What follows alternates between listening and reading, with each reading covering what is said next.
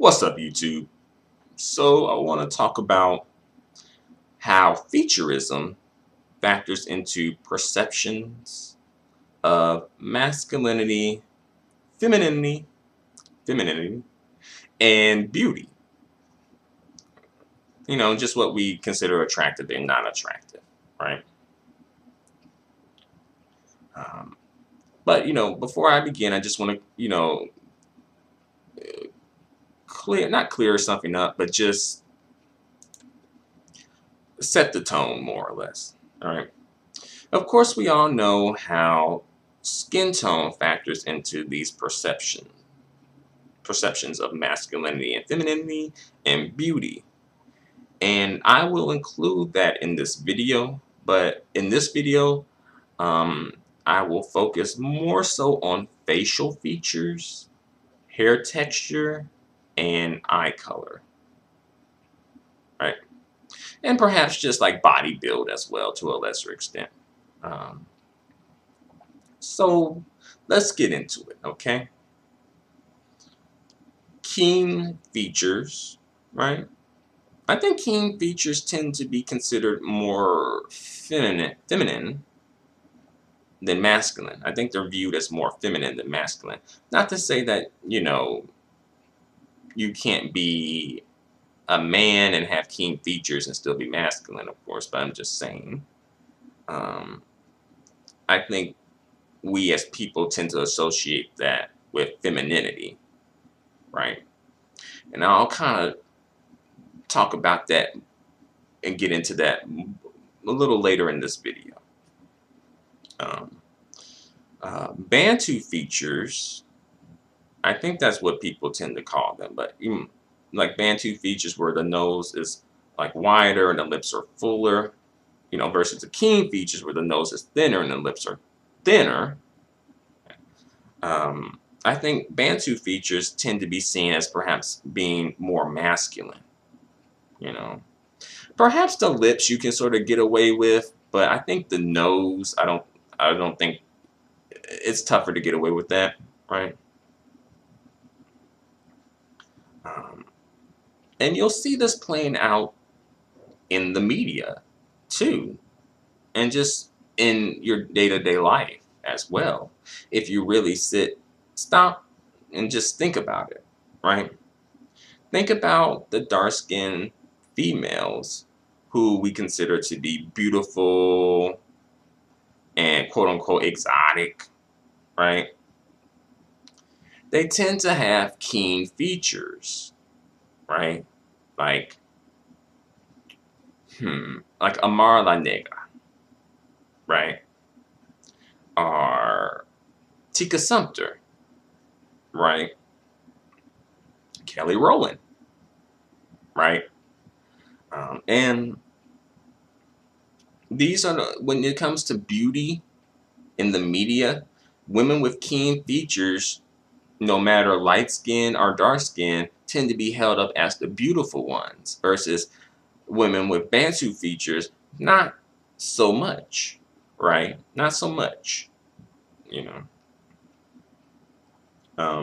But let's make a comparison with dark-skinned women, though. Let's compare Lupita, Viola Davis, and Gabourey Sidibe to Amara La Negra, Kelly Rowland, and Tika Sumpter. Who would be considered the more beautiful ones of the group of women I named, right? Who would be more likely to be held up for their beauty? What group of women, right? And I feel like Amara La Negra, Kelly Rowland, and Tika Sumpter tend to be more held up for their beauty, more so than Lupita, Viola Davis, and Gabourey Sidibe. Now, I will say that Lupita does sort of like create sort of an exception to the rule because she does get upheld for her beauty. But I feel like her beauty isn't really considered. I feel like when it comes to like black people, at least, I feel like black women tend to stand for her beauty more than black men do. Not to say that no black men are interested or anything like that, but I just feel like black women tend to cape for Lupita's beauty more so than black men do. And but I will say that Lupita did win People Magazine's beautiful, like most beautiful person of the year before, right? So you know her beauty has been recognized. Honestly, I feel like her beauty probably is more so recognized by mainstream media than versus black media, to be honest. But then again, I feel like Amara La Negra and Tika Sumpter, and even to an extent, a lesser extent, Kelly Rowland, like their beauty tends to be overlooked by both mainstream media and black media. I feel like Kelly Rowland kind of is given a pass with that because some folks, she does get mentioned in songs here and there, and have been featured in music videos here and there. So I feel like Kelly Rowland kind of gets a pass on that one. But let's talk about the light-skinned mixed biracial women and their beauty and how it's perceived based on their features, right?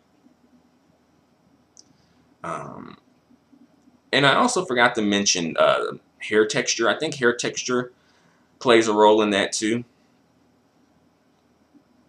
But with the light-skinned females, let's compare Rihanna, Angela Yee, and Hazel E to Beyonce, Zendaya, and Alicia Keys.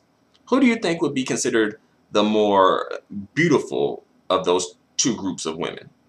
Do you think the Beyonce, Zendaya, Alicia Keys group would be considered more beautiful, or do you think that the Rihanna, Angela Yee, Hazel E group would be considered the more beautiful group? Probably the Beyonce, Zendaya, Alicia Keys group would be considered the more beautiful group, right? Um, and I feel like it has to do with features, right? Because Zendaya is like really racially ambiguous, so I think that's like a checkpoint for her. Alicia Keys is biracial. Again, Zendaya is biracial too, but extremely racially ambiguous.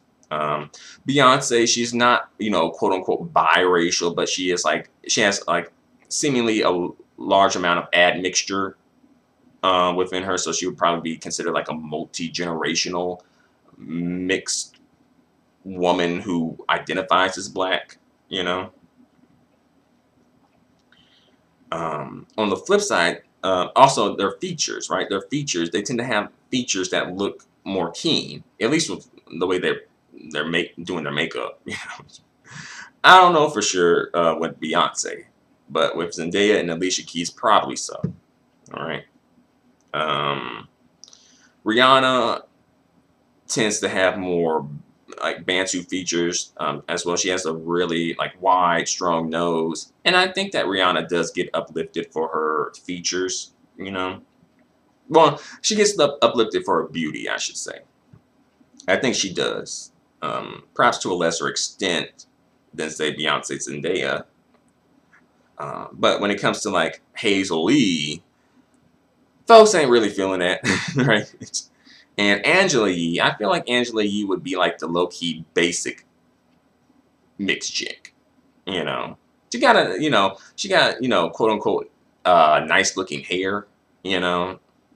Loosely textured hair that she can do stuff with, and get some attention with that. You know, and it's her own hair, so that's kind of like, quote unquote, her saving grace would be her hair texture, right? But sometimes I see dudes like in the comment section of like Breakfast Club interviews talking about how beautiful Angela Yee is.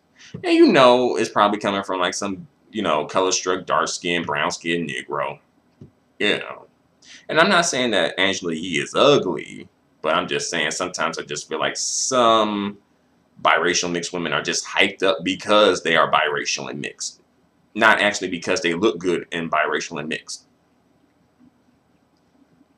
And Hazel E, I feel like this is probably a person that people would be like, oh, she's ugly. And I think like the features has something to do with it, right? Because she has a very wide nose, right? And also people just don't like her because she's a colorist, which, that is definitely valid. All right, but next I want to move on to the men, Let's see how this works with when it comes to men. All right.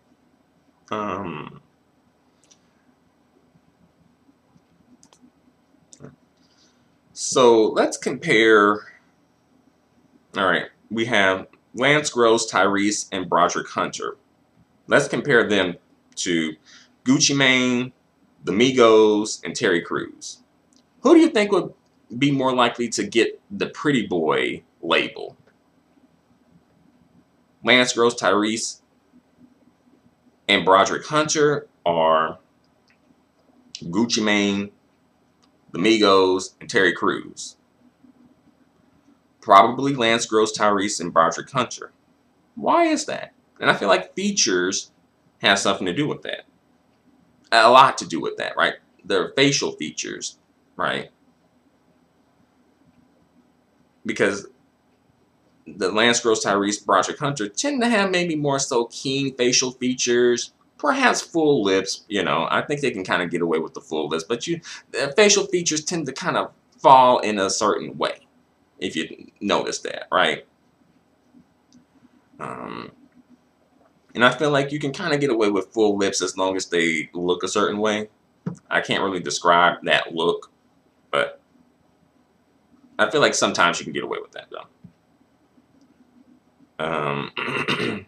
On the other hand, Gucci Mane, the Migos, and Terry Crews, they tend to have more Bantu features, right?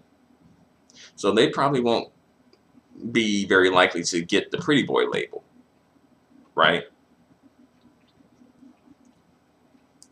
No. And when it comes to, say, Lance Gross and Tyrese and perhaps Broderick Hunter, I feel like the women tend to perhaps gravitate more to them. Perhaps since, say, the Gucci Mane, Migos, Terry Crews types. You know, I think when it comes to Terry Crews, the women may gravitate toward, like, the body, right? But as far as, like, the facial features, I don't know. And as well, in the media, at least, like, especially in black media, when they're uplifting brown-skinned, dark-skinned men, they're probably going to be uplifting the Tyrese, Lance Gross, Broderick Hunter's type before the Gucci Mane, Migos, Terry Crews types, right? And, you know, when it comes to, you know, the light-skinned mixed biracial brothers, right, this plays out too, believe it or not, right? I feel like The Rock, LeVar Ball, The Weeknd, and J. Cole are less likely to get the pretty boy label versus, say, a Chris Brown, Drake, Steph Curry. And I feel like featurism has something to do with that, you know.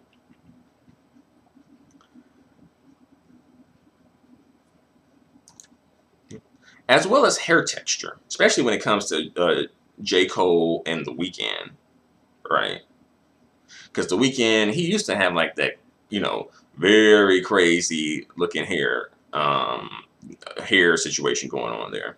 Now he's just, you know, has like a fro. J. Cole, I don't know what's up with his hair situation. I don't know if he's doing freeform dreads, if he's just, you know, well, I don't know.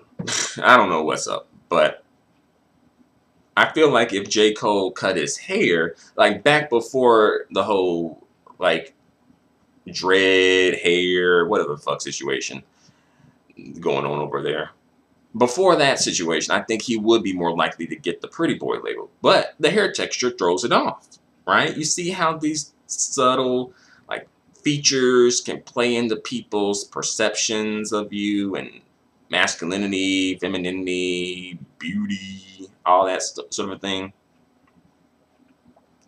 Because I feel like if Lupita had long hair that is straight, or even just a really big afro, I think that she probably would receive more attention for her beauty. But yeah, when it comes to Chris Brown and Drake and Steph Curry, you notice that their hair tends to be low. Their hair is cut low. They're not wearing dreads. They're not. They don't tend to be rocking afros too much. Although you can see maybe Chris Brown and Steph Curry with afros here and there, perhaps. Their features tend to look a certain way, right? They and I think it's just something that is perhaps overlooked and not really noticed.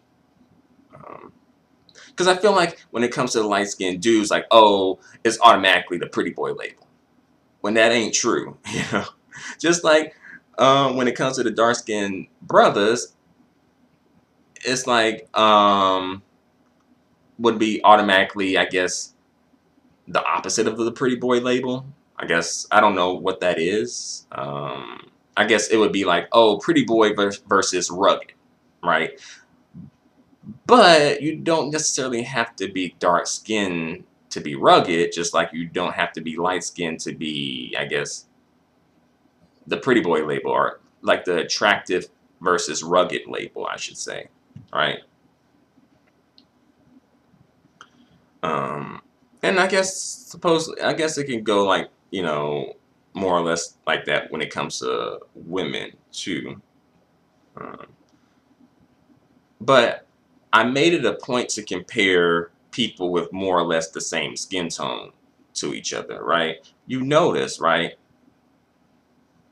These, like, outside of skin tone, you know, it's, well, I should say that you notice that skin tone was not the only factor, right, that determined beauty